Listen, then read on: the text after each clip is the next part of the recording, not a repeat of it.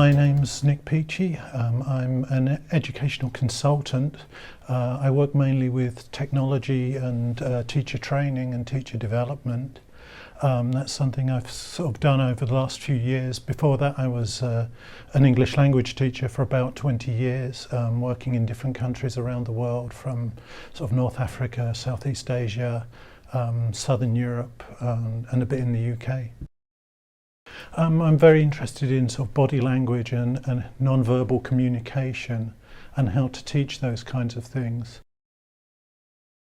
Our understanding of body language is very subconscious. We don't often think about it a lot of the time, and so whatever cultural norms we have, we take with us to any communication subconsciously, and that's very important because that's where the misunderstanding comes from. Because you can get an impression from someone very subconsciously without really knowing why, and it's very easy to offend people through body language or give them the wrong impression through body language, so that's quite important, I think. Some examples are things like eye contact and making eye contact directly with someone. In most Western cultures that's perceived to be something that's polite and a polite way of listening. It shows people that you're listening. Whereas in other cultures it can be a sign of being polite and a sign of respect that you're not making direct eye contact and that you're looking away or that you're looking down. And so that can be something that's quite difficult for people to adjust to. It's a very strong part of our culture, this kind of rules of eye contact. And to sort of go against subconscious rules of your culture can be quite difficult to do. You have to force yourself.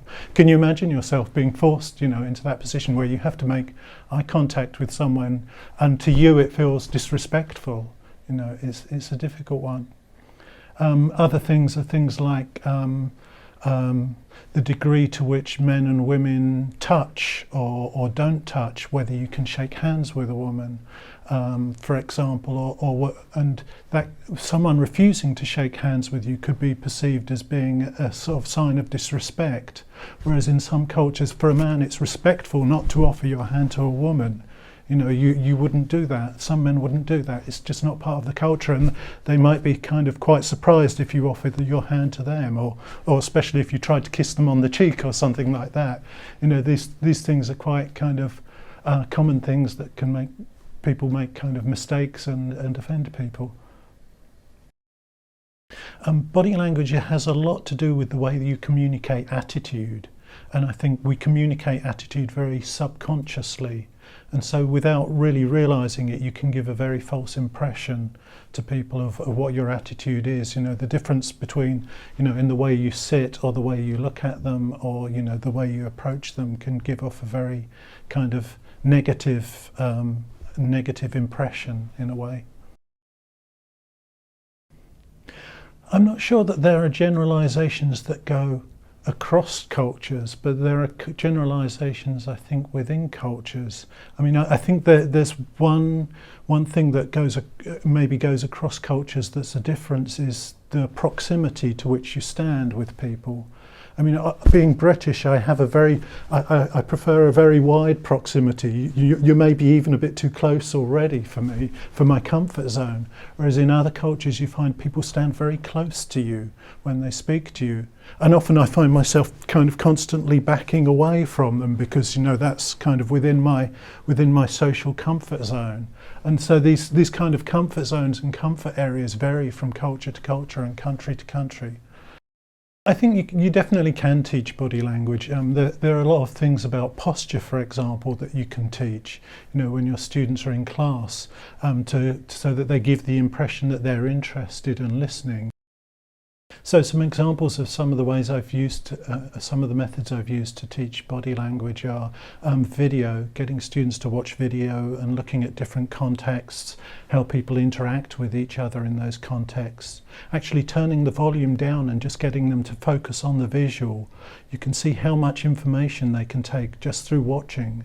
If you just watch something silently, you can get an awful lot of information about the kind of relationships between the characters, how they're feeling about each other.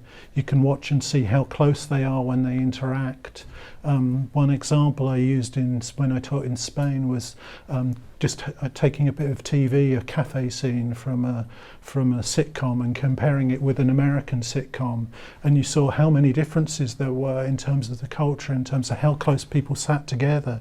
You know, in Spain they were all crammed onto the sofa and everybody was happy, and in the American one they were kind of meters apart and sort of really talking from a distance. Another thing that you can do to actually get students practicing this is just to talk to a webcam and video yourself on a webcam talking to it, and practice making eye contact and watching the way you interact.